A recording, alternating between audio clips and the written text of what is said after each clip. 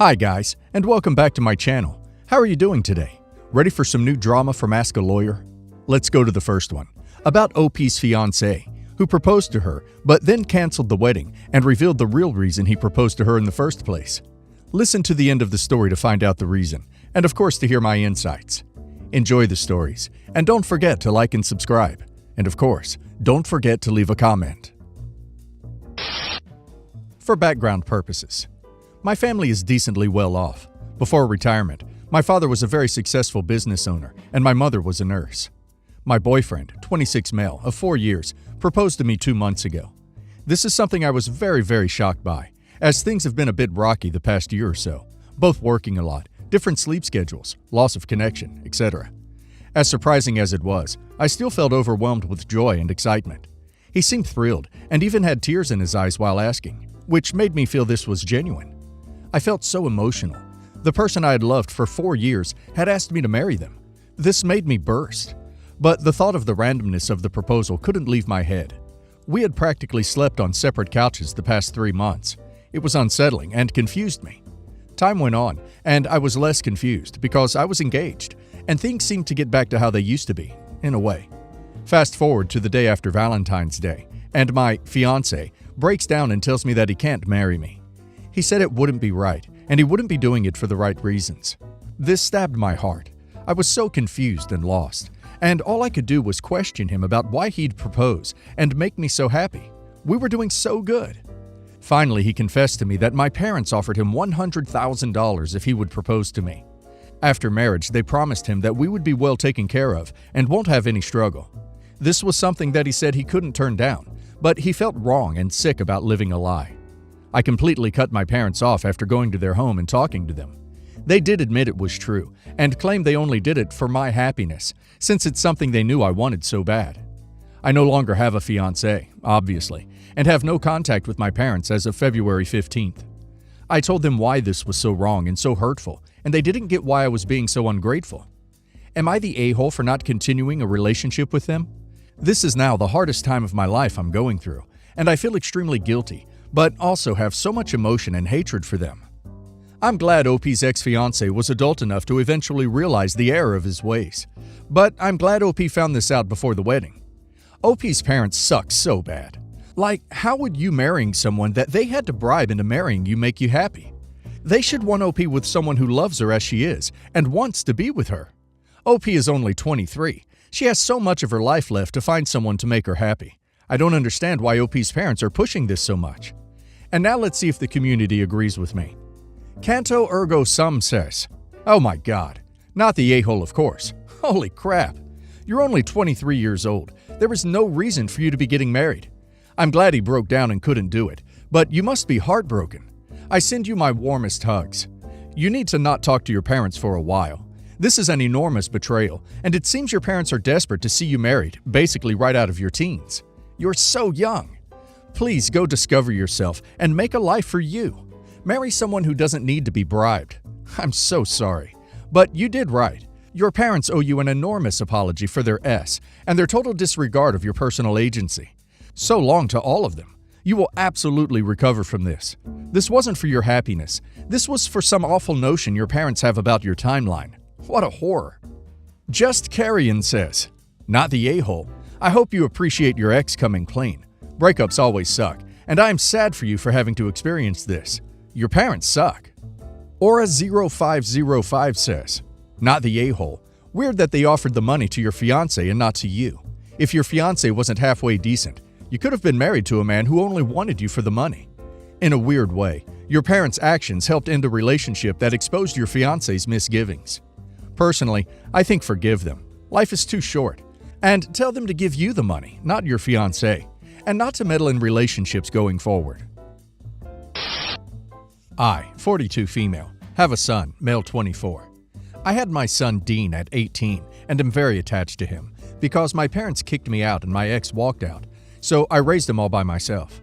About 1 year ago, Dean met a girl, Hannah, while at a bar. She seemed nice when I met her, but Dean had just broken up with another girl, Emma, 3 weeks prior. Emma and Dean had been dating since they were seniors in high school, and I was so excited when Dean proposed about 4 weeks prior to meeting Hannah.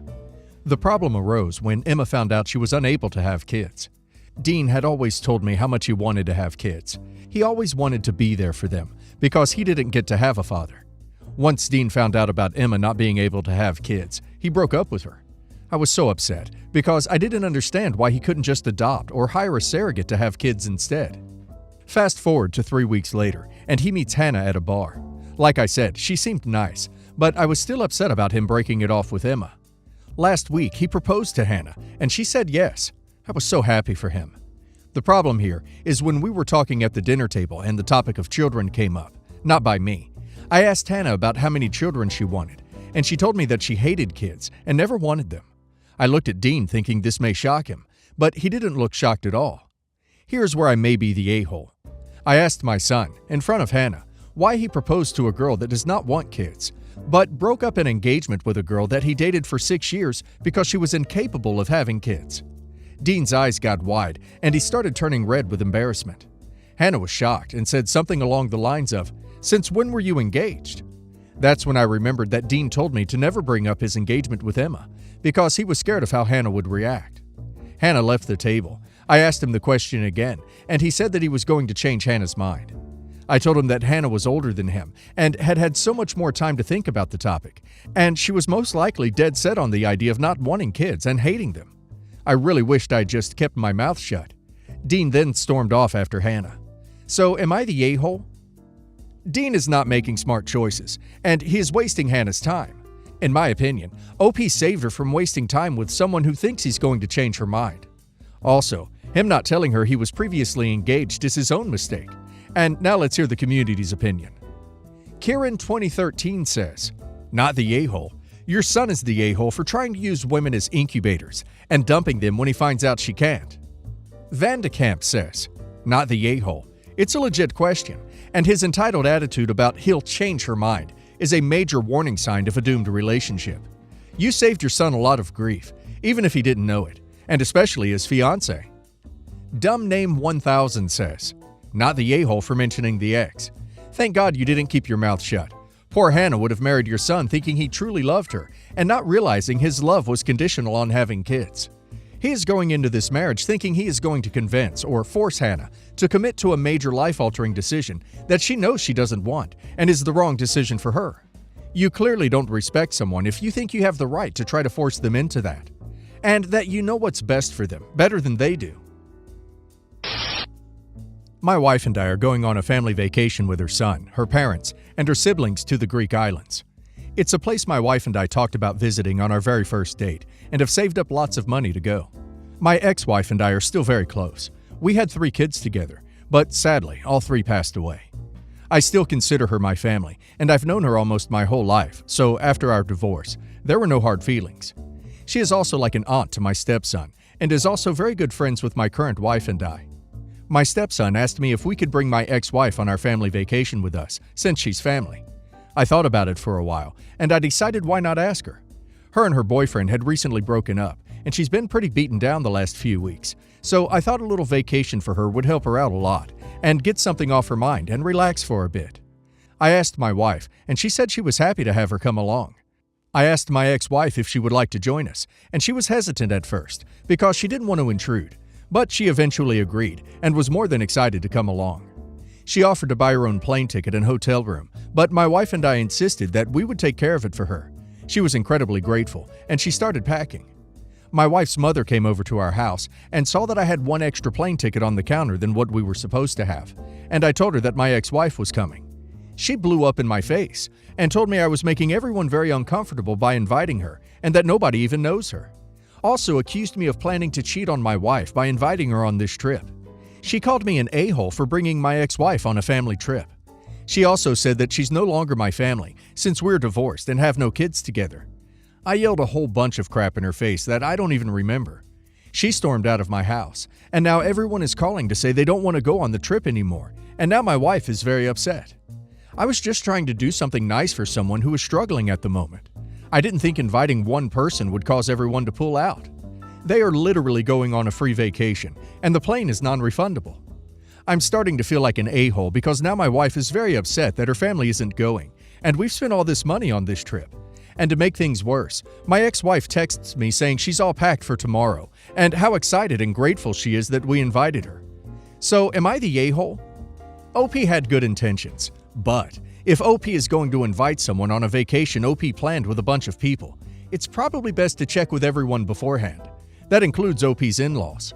Mother-in-law's being unreasonable and insulting, but still she should have been consulted beforehand. Maybe the whole thing wouldn't have blown up like that then. And now let's hear the community's opinion. The Coochie Main says, not the a-hole. You ran it by your current wife, who was happy to have her come along. Your wife's mother, on the other hand, she turned a molehill into a mountain for no reason. Ducky818 says, not the a-hole. Your stepson asked if X could come. You checked with your wife, who was good with it. Mother-in-law was out of line to throw a hissy fit, but your response was too extreme. You should have let your mother-in-law have her childlike temper tantrum and let your wife handle her. So, a little backstory. When my sister and I were kids, every year for our birthdays and Christmas, my uncle would give us cards. Inside those cards would be a printed out picture of some place, i.e., local theme parks, the zoo, aquarium, museums, any place a kid would love to go. After we opened them, he would tell us that we're going to that place. He would say things like, "It's gonna be the best trip of your life." That would obviously make us very excited. Here's the thing, we never went on any of those trips. We never went to any of those places. As a young kid, it would be disappointing, but after a while I started expecting it and just going along with it. I didn't hold any animosity towards him at all, obviously. As an adult now, I understand that he did that because he didn't have the means to buy us gifts. Here's where I'm starting to have a little bit of an issue with it. My daughter's 5th birthday was last week. My uncle gave her a card. She opened it to find a printed out picture of a theme park about 2 hours away from our house. And he promised her a fun weekend away. He promised her things like a giant hotel room with a swimming pool, all the snacks she could ever want, and tickets to see every show she wants to see at the park. She was over the moon. For the past week, my daughter has talked non-stop about this trip. She keeps telling me how excited she is and how excited her whole class is for her. It breaks my heart to look at that smile on her face knowing it's not going to happen. I remember how disappointing it was for me, and I don't want her to go through that. So I texted my uncle. Here's what the message said. "Hi, your message and daughter's name card was so beautiful. Do you think next time you could leave out the promise of an extravagant trip? The thought and gesture is amazing. However, I never know what to say when she asks me when the trip will be. She absolutely loves spending time with you, so I know the promise of even a nice lunch together would make her so happy." He never responded, but my aunt told me he was upset. She said something like he was offended that I implied the only thing he could afford was a nice lunch. I didn't mean it like that at all. I just wanted him to understand that she loves him and wants to spend time with him, and he doesn't need to promise impossible things to make that happen.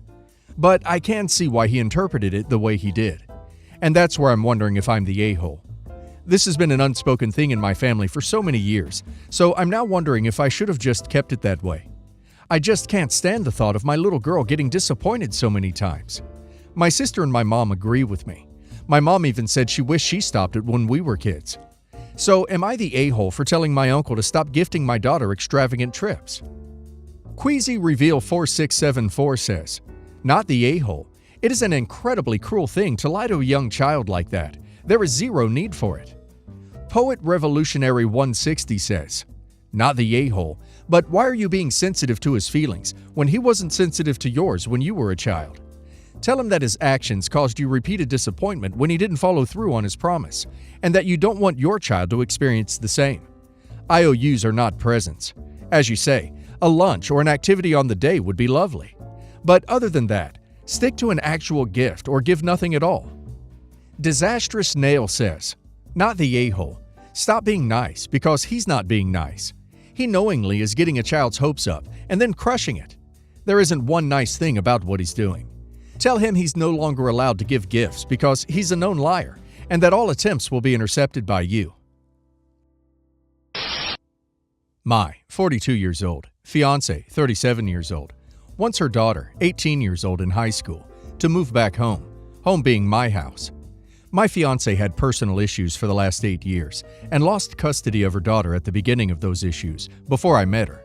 For the past 5 years, we have worked really hard to get her back on track and now doing very well. So well, in fact, that her daughter, who was about to turn 18 at the time, decided it was the right time to come live with Mom at my house. Well, that lasted for all of a month when her daughter decided she was old enough to make her own decisions. Decided to move out and in with her boyfriend, 20 years old, despite the pleas of her mom. Was an absolute mess. Hateful and horrible things were said. Just bad.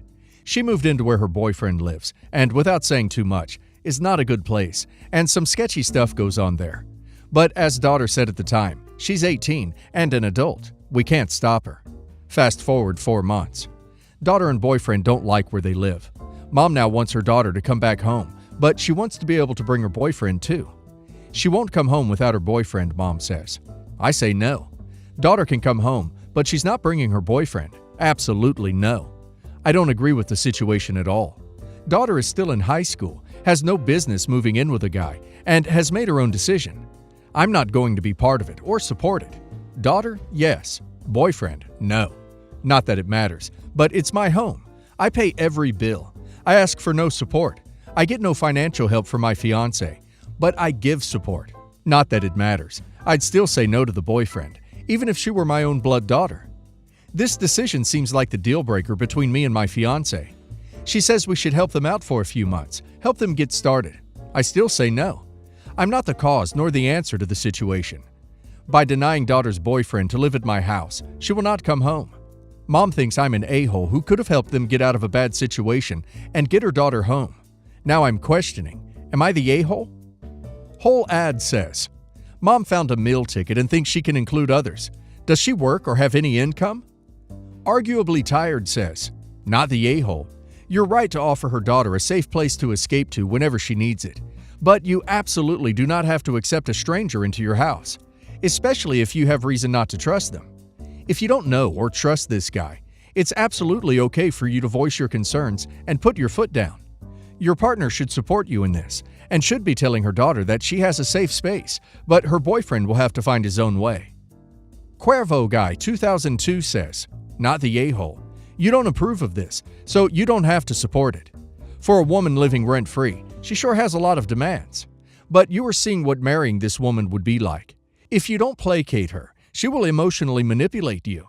Since it seems she is making this out to be a deal breaker, maybe you should let it be one.